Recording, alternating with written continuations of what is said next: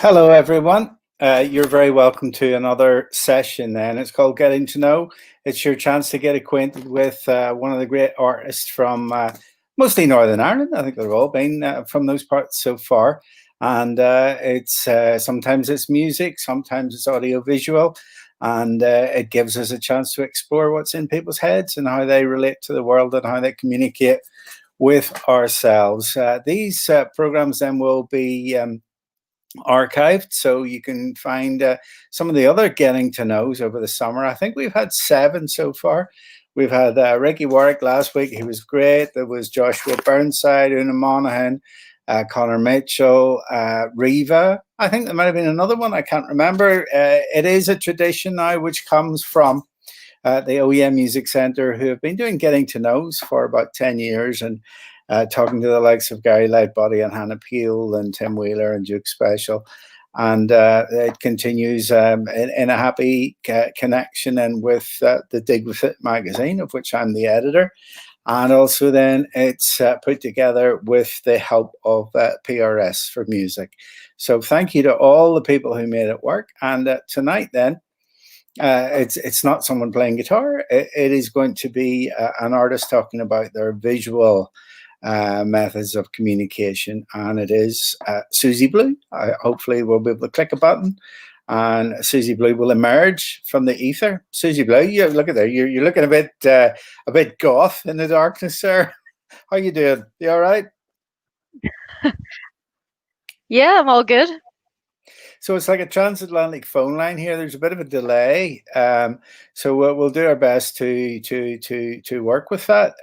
Whereabouts are you at the minute?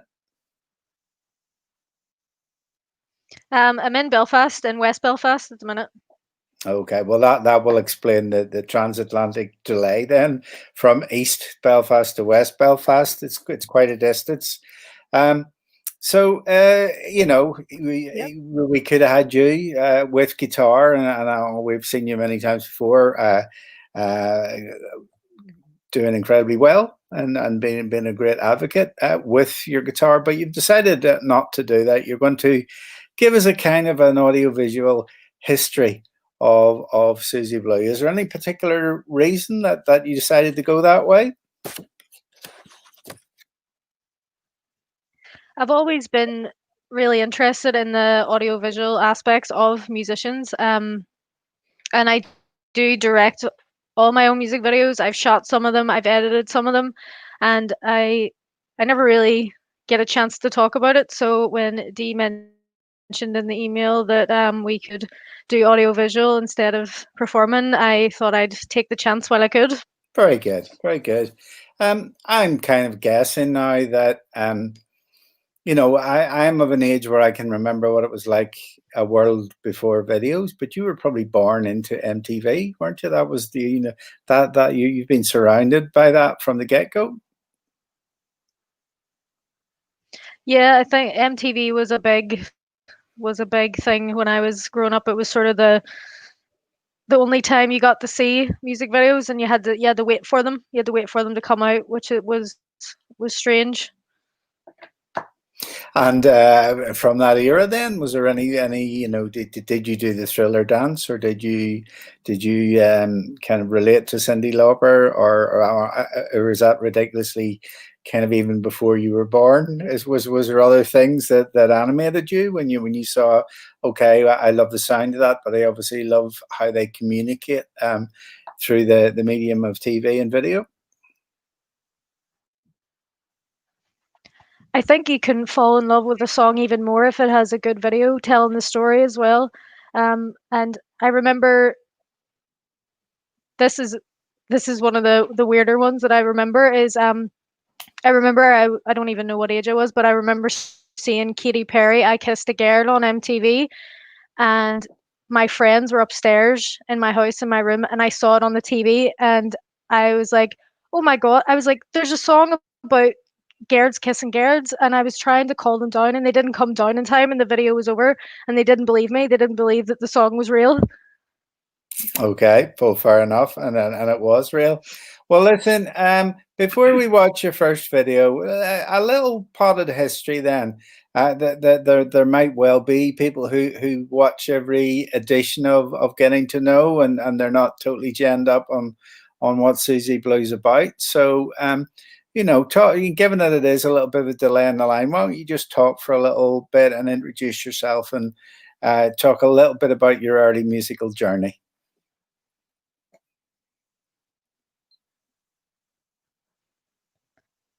So my name is Susie Blue. I'm a musician from Northern, and I write songs mostly about the things that I've experienced or the things that are going on with me.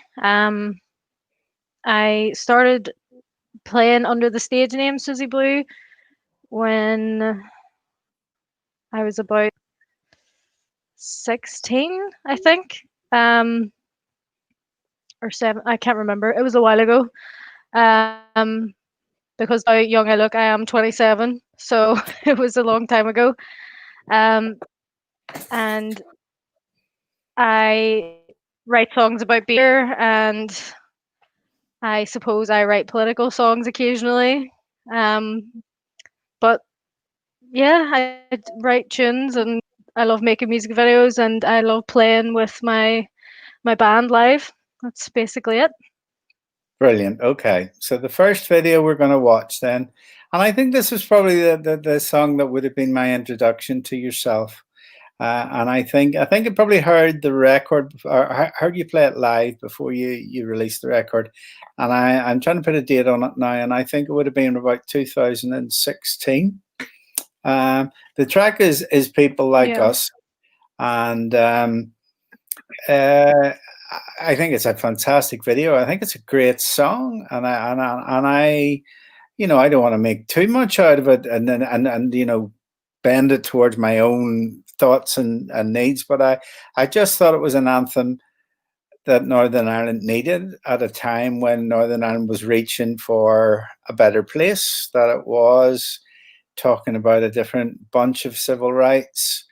That it was a kind of a I guess the alternative Northern Ireland was asserting itself again. Does anything of that make sense to you? Then am I making sense? Yeah, it was a song that sort of was sparked by the Orlando shooting. And I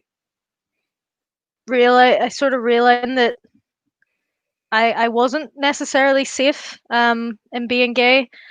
And you very graciously in your book Trouble Songs, which kind of blew me away a bit because I didn't realize what I was actually saying was so big until I heard the feedback from other people about it. But it was a big step for me musically, I think. And was it written from a point of anger or a point of up and at 'em, or I'm just trying to kind of even just a little bit, a few thoughts before we watch the video, really about the moment and the artistic process that brought you to kind of put those words together and write that music.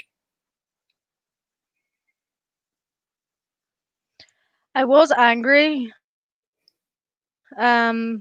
scared, I was sad. I think I had a lot of emotions when I was writing it, but I think the overall theme or the outcome of the song is basically F you, and you don't like us, that's fine. But we're here and we're just waiting for you all to die out, if we're being honest. Okay. All right. Well, on that strident note, then I think in the background we've got Dee from Oh Yeah, who's going to be the tune selector for tonight. So whenever you're ready, Dee, then just put up the. It's not the whole video, but we're going to get a chance to get the gist of it. When you look into the night, we won't fight. When you look into the night, I promise we won't fight. But we'll fight, 'cause we don't like people like us, they don't like us. Think it's our choice and it's our fault. And being quiet so much because of us. They don't like people like us, they don't like us. They don't like people like us, they don't like us. They don't like people like us, they don't like us. They don't like people like us, think it's a choice. And it's all our fault, they don't like us. They don't like people like us, they don't like us. They think it's all our choice and it's our fault. And being quiet so much because of us. They don't like people like us, they don't like us. They don't like people.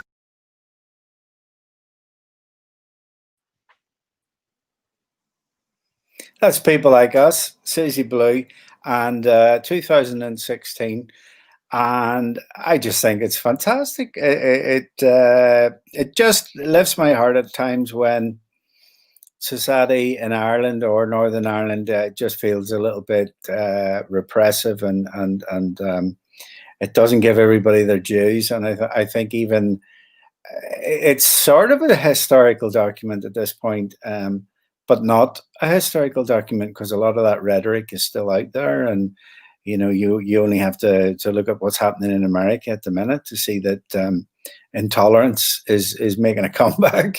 But in terms of that song, then do you enjoy playing it? What kind of thoughts go around in your mind when you're on stage and those words are coming out of you?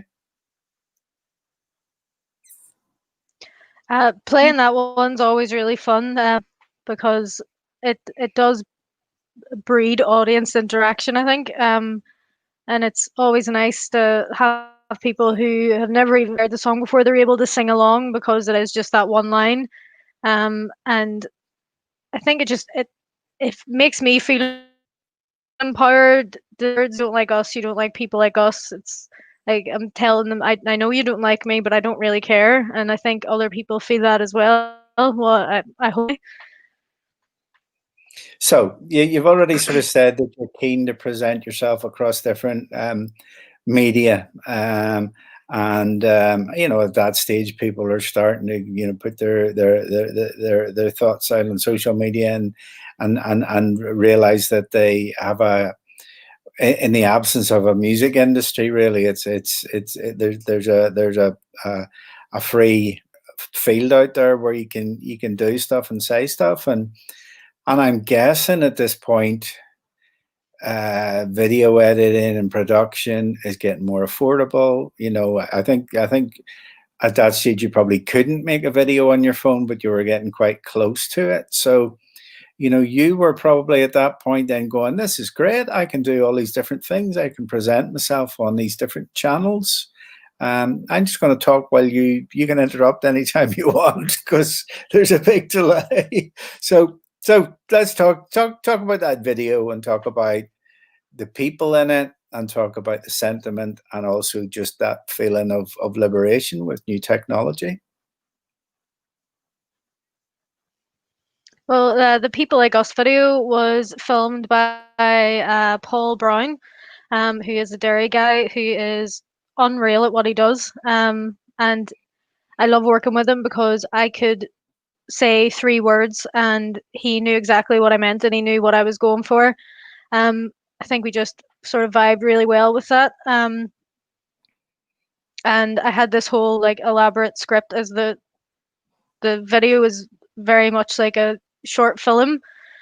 I probably could have made it 12 minutes long, but nobody has the budget for that right now. But I think it went down in a way that it was 12 hours of filming. We did it from 12 to 12. And we used various locations in Derry, and the people of Derry are always super accommodating, especially the businesses. They all want to help local artists, and they were all really lovely and let us use their facilities, and it just came out so much better than I thought it would, to be honest. And having the people there, I basically did a call out on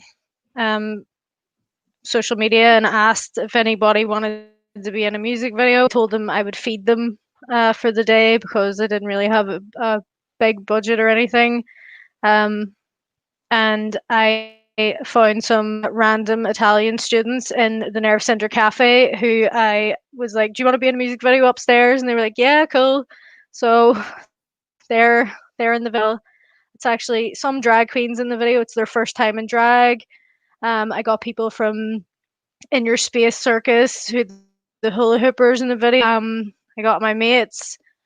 I had so many people help me, and without any of them, none of it would have happened. And then we had Frank at the end. In the credits, it says, everybody always asks me, it says, thanks to Frank for the lift. But Frank was like basically the runner on the day, and he just he drove us anywhere we needed to go, and that was a big deal as well. We needed to get stuff done quickly because we only had so much daylight to get certain shots filmed and stuff. So, or so much nighttime, sorry, and then it would have been daytime. But Yes. yeah, so it was a long day. Okay. Celebratory though, and I think that's the thing that video it covers the extremes. So there's homophobia in it. There's someone getting bashed up, and ultimately then there's people who will not be put down or repressed. So I think it's great. Not that I want to make you feel old, but I think at some point they'll be showing that in museums and stuff as a moment in time where it was captured by musicians and people with cameras, and that's the joy of popular culture, really. A little bit about your amazing voice. You have a great voice, and I think at one stage you said to me before that you would listen to a lot of your music in the car on long journeys and stuff, and that would have kind of prepped you for people that were good. I wondered if you could talk a little bit about that.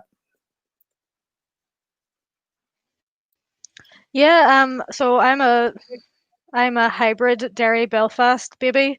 So I was brought from family member to family member from Derry to Belfast for my whole childhood. So it would always be in the car. And it was, I think at the time, it was like almost a 2.5 hour journey in the 90s to get up and down from Derry. It'll be a long time listening to music, and my mommy and daddy had completely different music tastes. My daddy would be listening to Rod Stewart and Christy Moore and Sinead O'Connor, and my mommy would be listening to Patsy Cline and Alison Crush and like Dreamboat. Oh, my cat just jumped on the table. I'm sorry. So it would be big difference in music taste, but it was good. It was like, I don't know how to explain it. If I feel like I'm in love with both those sides of the spectrum. Yeah, that's all right. That's permissible. And a lot of those people that you talked about are people with commanding voices, people who've got authority when they sing, and that's always useful to hear people like that who can literally. It's a magical thing. How can you make people listen? How can you draw attention just with even a few phrases and a few words? And Sinead O'Connor being a huge example of that. Someone that just literally could sing the back of a box of matches, and it'll sound brilliant. Close cover before striking, and you're off. Yeah. So you've absorbed all of that, which is grand. We're going to we're going to talk about the album and Didn't Mean to Care, and a video that comes out of that then. So People Like Us has come out. There was another track which is like the mad auntie in the attic, Be a Lady, which has sort of disappeared, which I think is great as well. And the video for that, Yeah. It was lo-fi, but I just thought it was fantastic. It was a sort of a drag queen with half a beard and half long hair, from what I recall. But it's gone. It's Yep, vanished. that's Miss Emmy Deturney. It's what? Miss Sorry? Demi Deturney. Okay. Yeah. So anyway, that's the one that will be not spoken about any further, but it's probably still lurking around in the backlots of internet culture somewhere. So check it out if you can. But let's talk about Didn't Mean to Care then. Far away. Let us know your thoughts. So I think I was overly ambitious, I guess, and did an album when I maybe wasn't quite ready to do an album. But I had all these songs that I had written from the time I was 17, and I needed to get them out of me, and release them all. So I think I needed to do that to be able to move on musically and be able to do the next thing that I wanted to do. So I I put them out and I worked with a great producer, Fergus Murphy, and we did it together, and I think it came out really well in the end, although be it um somewhat of a panic on my side, just getting it all to get everybody together to make it happen. All right. Well, I think at that point, then, if T is good enough, then to pull up the video, then for Didn't Mean to Care.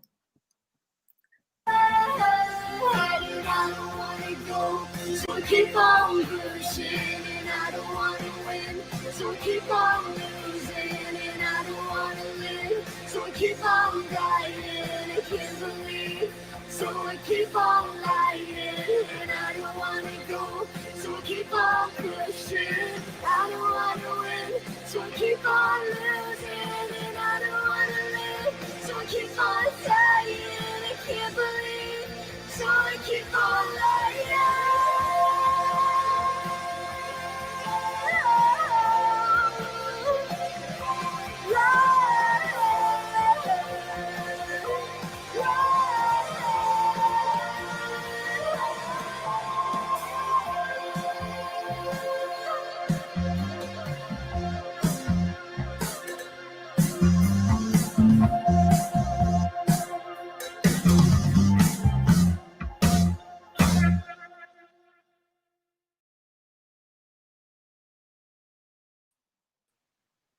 Very good. There's bringing poetry. That was the foil, was it? That was Derry again.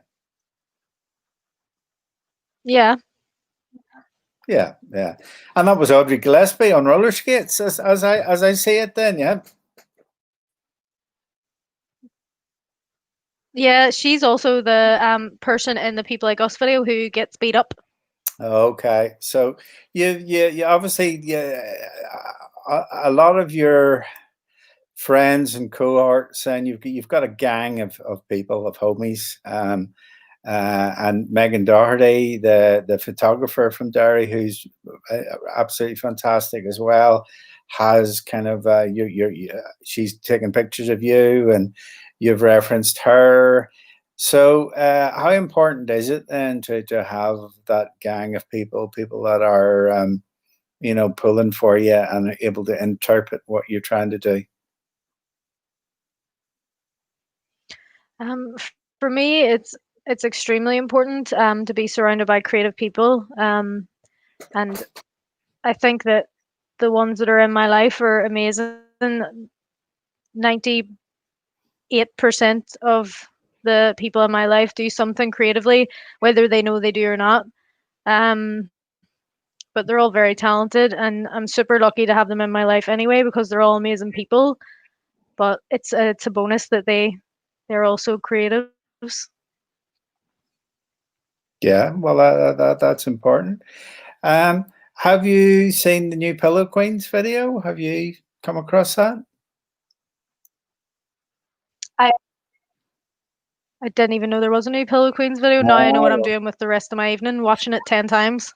Well, it's kind of not not totally dissimilar to what we've just watched, but it is like the great American road trip, but with various twists in it. So that's something for you to have a look at later.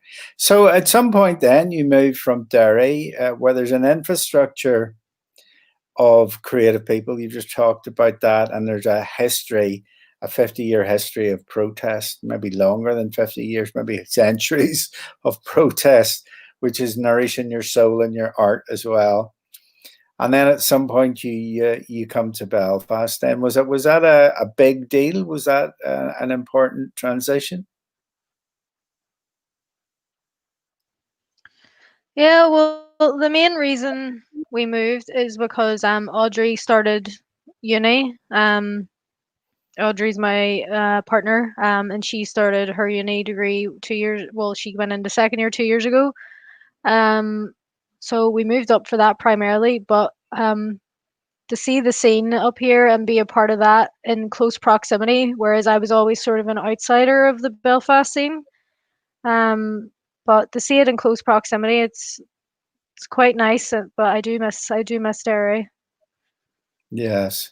So when you talk about the Belfast scene, you can expand further, and as we get further down the list of videos, that probably becomes a little bit more pertinent. But we're working under the umbrella of the OEM Music Centre at the minute, and Charlotte was doing women's work and things like that. And it was kind of, there was a lot of I guess grassroots kind of projects that were trying to put energy out there at all. Were you across any of that? Were you getting a bit of nourishment from any of that?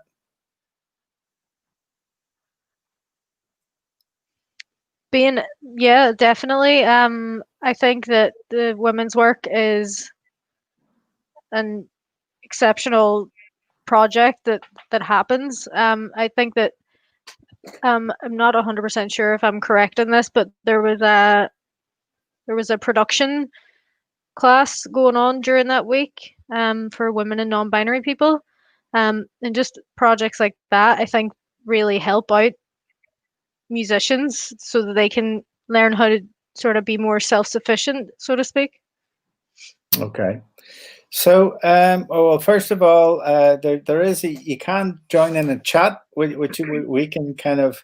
I don't know about you, Susie, but I can see a bit of chat going down the side. And Don Ringland Hendry, I don't know if either of us know that person, but he's just saying, well done. Putting a wee clap out there. That's great. We're going to talk about May the 9th now. So, May the 9th, significant date. And created a song. And talk to us again about how that came out of you. May 9th is my ex's birthday. And it was also the day that I met her. And the story and the song and the video is about that night. So I thought it was important to archive it, I suppose. Okay, well, yeah, I don't think we need to talk about it too much at this point. I think again, it's a good chance to for D at to bring the video up. We can have a look.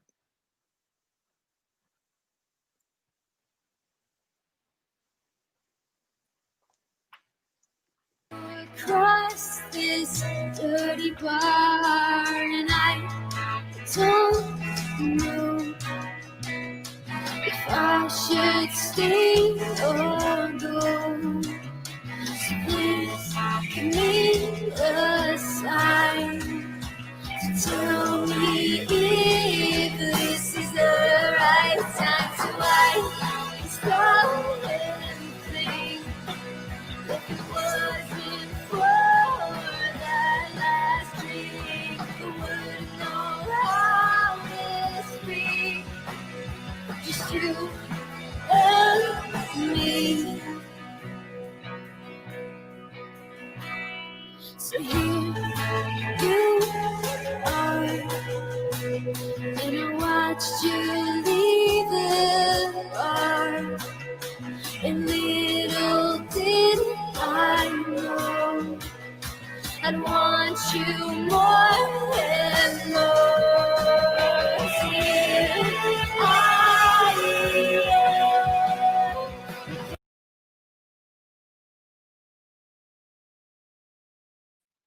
Didn't mean to care. Susie Blue. That's the third of the.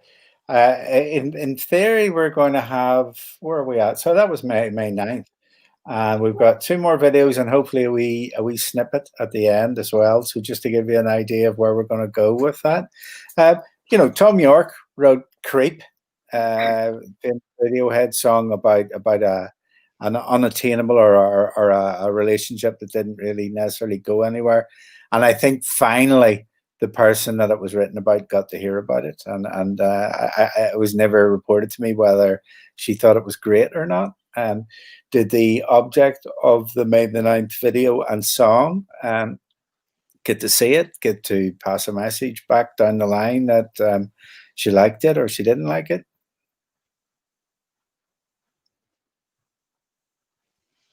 I'm not sure if she's told me since the video came out if she liked the video.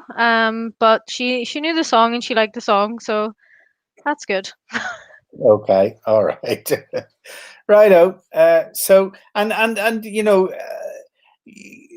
everybody has access to diagnostics now where they can look at their blog and look at other places and look at their Kickstarters and go, okay, people are finding me from Facebook, people are finding me from YouTube. I have most of my fan base in the UK or Ireland. I've got a kind of 5 Norwegians who think I'm fantastic. So there's all these ways of working out how people are finding you these days, and I'm just wondering, is there a typical Susie Blue fan, or is there a variety of people, and do they come from a variety of sources? I have some come from Instagram, and I have America, well, sorry, United States, Brazil, Australia.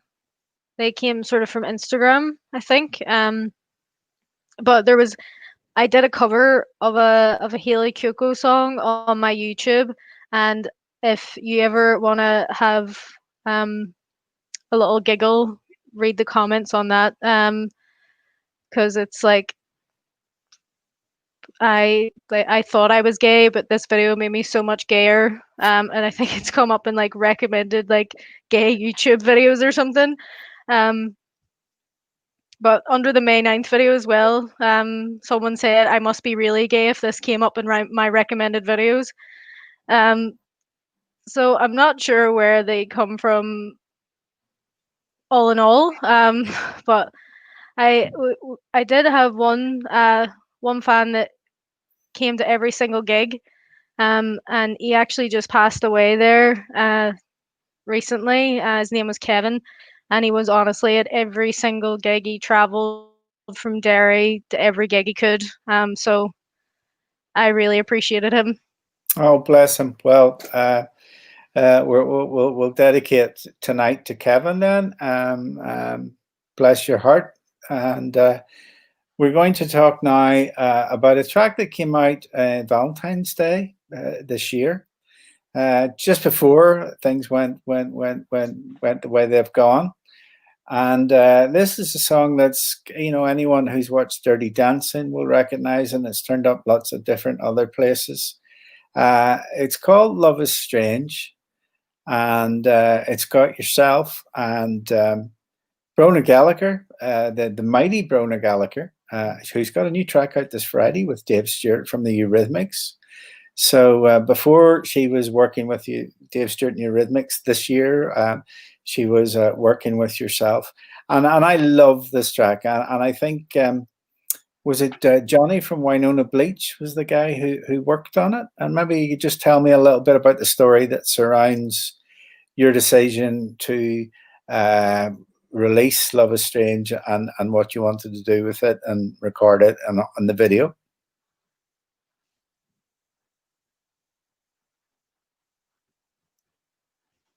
Yeah, it was Johnny from Winona Bleach who recorded it and mixed it, and played on it, as well as my friend Keelan. So I think I was in the Ulster Sports Club, and I wanted to do a duet for Valentine's Day because marriage equality had finally been passed, same-sex marriage equality. Was like, who can I get to sing with me? And I had Brona's number from when her sister Louise used my music in her film A Bump Along the Way that Brona starred in. And I knew her from before that, but we never really spoke that much. But I shoot I shoot my shot, and it actually worked, and she said yes, and she actually did sing with me on the track, and I think it came out really well. Well, I think it's a great song in that it's got humor and it's got quirk and it's got a little talky bit. I don't know if we'll see it on the video, but Brona is just killing it. She's fantastic, and for anyone who loves Brona, you're probably well across all of this, but she was part of the Hot Press Van Morrison 75 song thing, and she did The Healing Has Begun. And there's a whole bit at the end where Van Morrison's chatting up a girl on the windowsill, and Brona acts out the entire part. It's just glorious to watch, and then she gives it her Aretha Franklin soul on it. But she did a great job on this as well. So whenever you're ready, Dee, then this came out on Valentine's Day. It was for marriage equality. It was a hoot, and this is Love Is Strange. Think loving is money in the hand. Your sweet loving is better than a kiss. When you leave me, sweet kisses I'll miss.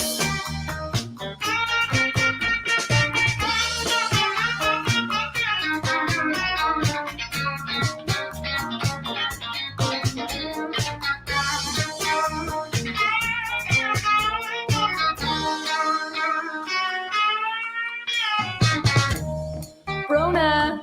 Yes, Susie. How do you call your lover boy? Come here, lover boy. And if he doesn't answer, oh, lover boy.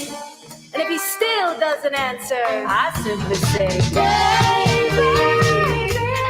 oh, baby, my sweet baby, you're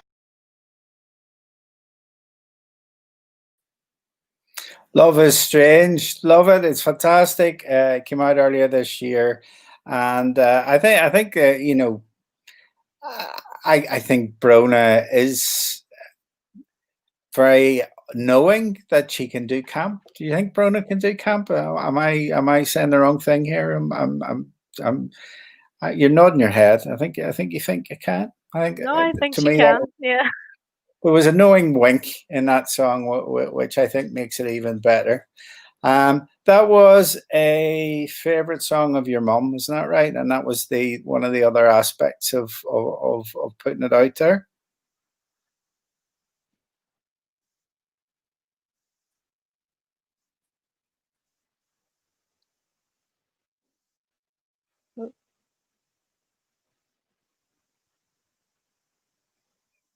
Got a wonky line here. Can you hear us okay? Did you hear me? Susan?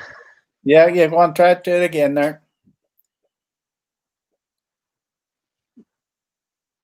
I said, yeah, definitely. My mom loved that song. Okay.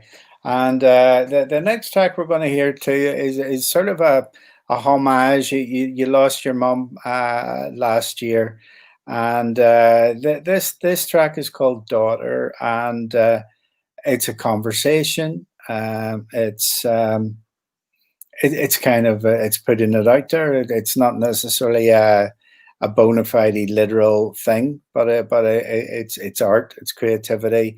but it draws on some of your own experiences. Can you tell us a bit about that?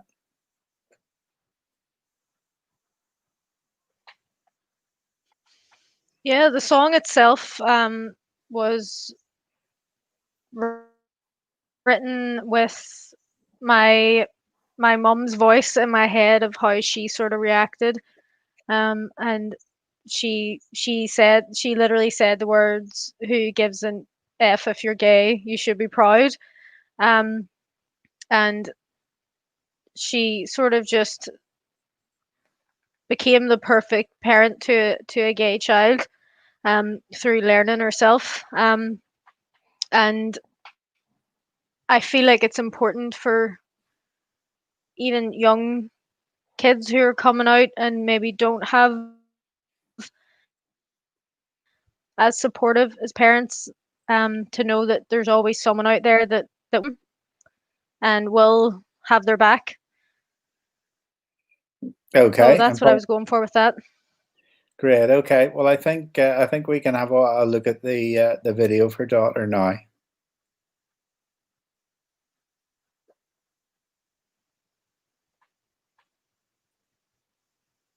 In the sound, all the people sing, they sing all the same thing. We're all queens and kings, and whatever in between. I know people will be mean, but it don't mean a thing, 'cause you've got me.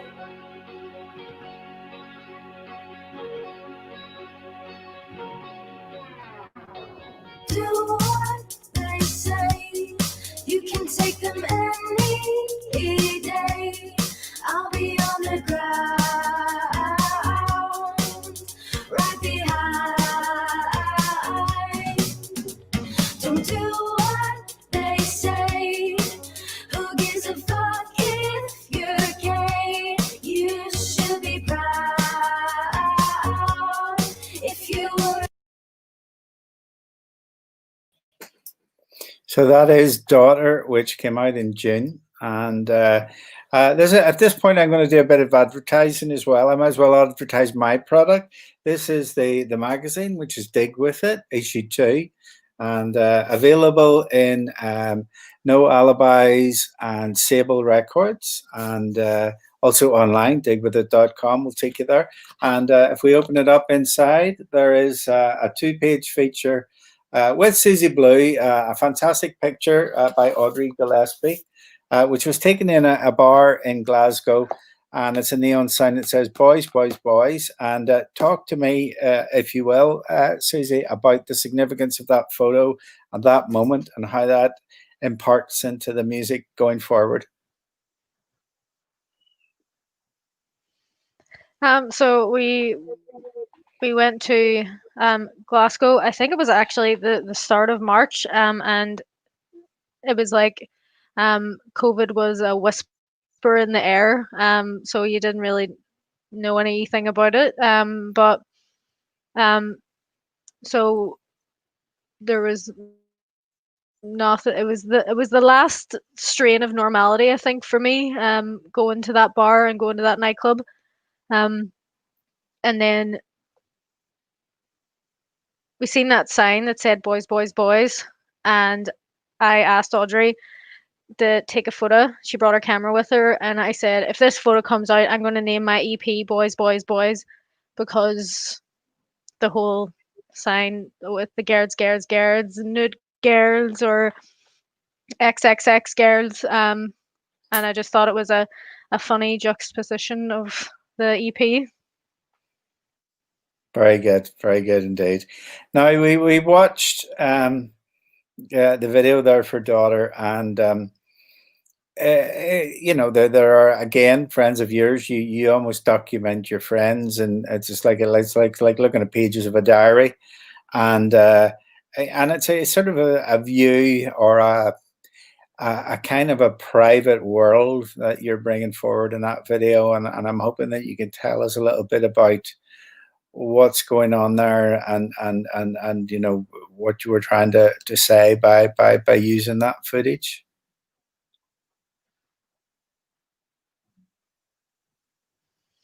Yeah, that footage was collected by myself and Audrey over the last 3 or 4 years, and it was sort of a diary of all the things we have done together, and the the sort of queer scene of Northern Ireland from my perspective. Um, and that's what me and my friends do. We get makeup and high heels. I'm more of the da in the background supporting everybody. But we get dressed up, they dance, they sing, they perform, um, and they do such a good job. And I'm so proud of all of them for living the life they want to live and not being afraid to do so. And I had the privilege of filming it and the privilege of being a part of it. Okay, so just say there's somebody watching this in Los Angeles, someone from a big record label, and they're going, "This is amazing. This is the fully formed thing. This is a great voice. Someone that can write excellent songs. Someone that's got a very keen visual appreciation of where they're at and what their story is, and how their songs can expand into this other dimension." And so this person in Los Angeles is saying, "Well, I'm going to write a big check, and I'm going to give Susie Blue $500,000 to make the film or the movie or the great thing, whatever it is," and rings you up and explains this all to you. Well, what are you going to say back? What could you do with a massive check or a blank check, let's say? Um, First of all, coming from a musician who works on little to zero money, I don't even think I would know what to do with 500,000 anything. Um, but if I got to do what I wanted to do, I would make uh I wanted to do it for a while. I would make a visual album. I would make a short film, so say 35 minutes, and have it as an album, all the tracks, and it's tells the story through the songs, and it has a full storyline, but there's no dialogue. It's just the lyrics. So I think I would do that. Great. Okay. Well, let's see if we can make it happen. Let's put the good vibes into the universe and see what happens. I'm relatively confident that there will be at some point a Susie Blue film, so we shall see. We've got a little bit of an exclusive as we get to the end of this getting to know session, and there is some more music from Boys, Boys, Boys coming around the corner. And I think you're going to give us a little teaser from it now. So let us know what it is and cue it up for us, if you will.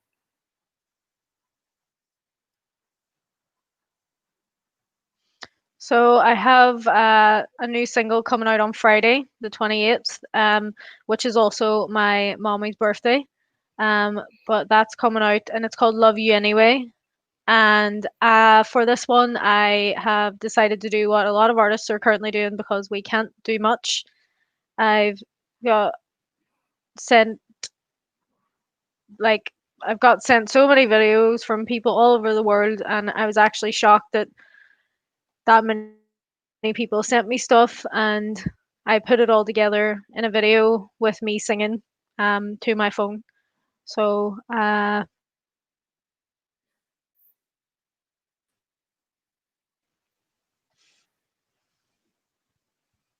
All right. I think there's a bit of dropout there, but I think maybe we should just watch the video now.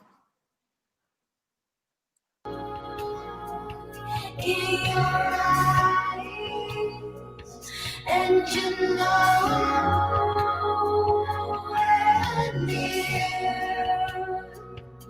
I wanna get away.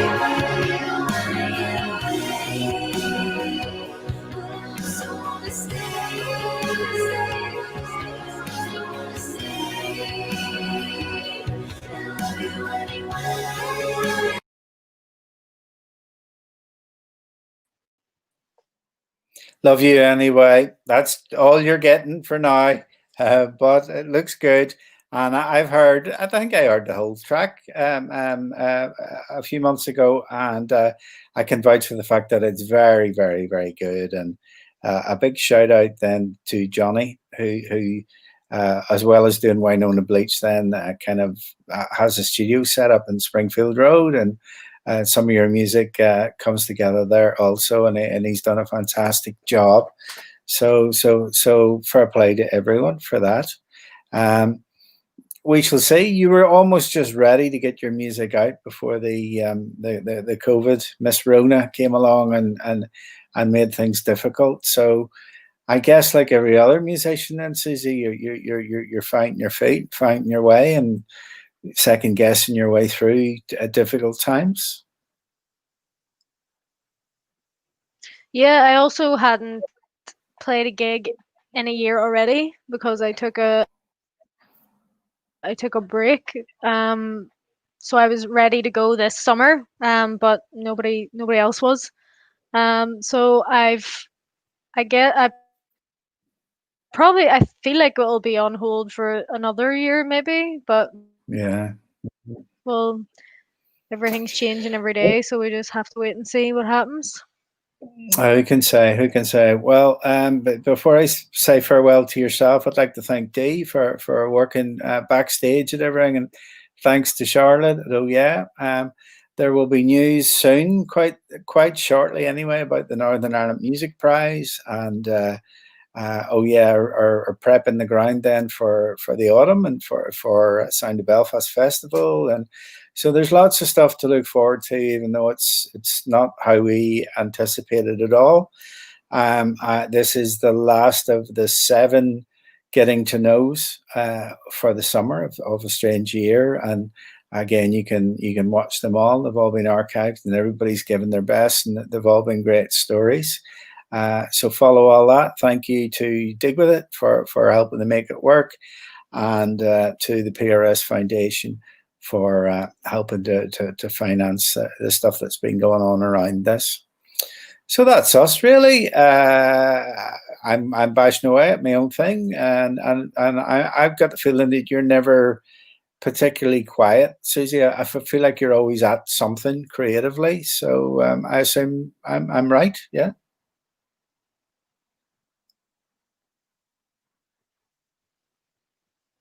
Yeah, I think I would die if I didn't. Well, listen, we've done our best against wonky technology tonight. You've seen enough, but there's so much more to witness, and depths to Susie Blue. So so thank you for me, and we'll catch you down the road then. Thank you very much. Thank you for having me.